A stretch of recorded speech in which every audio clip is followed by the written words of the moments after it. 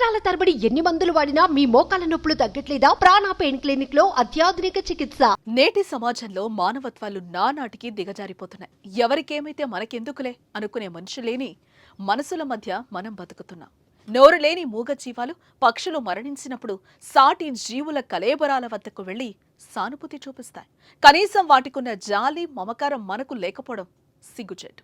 సొంతోళ్లు చనిపోతేనే శవాన్ని పక్కన పెట్టుకుని ఆస్తి పంపకాలు, రాజకీయాలు చేసే రోజులివి.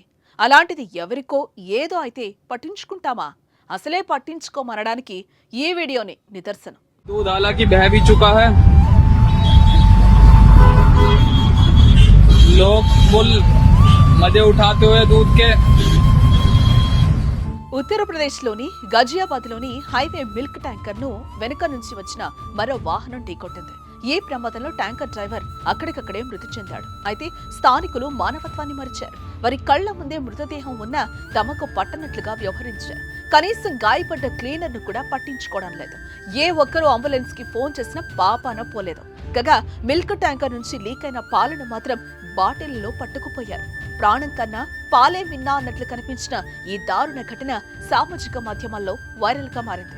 ఈ ఘటనపై స్థానికులు వ్యవహరించిన తీరు పట్ల సోషల్ మీడియాలో పెద్ద ఎత్తున విమర్శలు వస్తున్నాయి. మానవత్వం మరిచారంటూ తీవ్ర విమర్శలు గుప్పిస్తున్నారు. రేపటి రోజున ఆ పరిస్థితిలో మీకు తెలిసిన వారున్నా ఇలానే చేస్తారా అంటూ కొందరు ఆగ్రహం వ్యక్తం చేస్తున్నారు.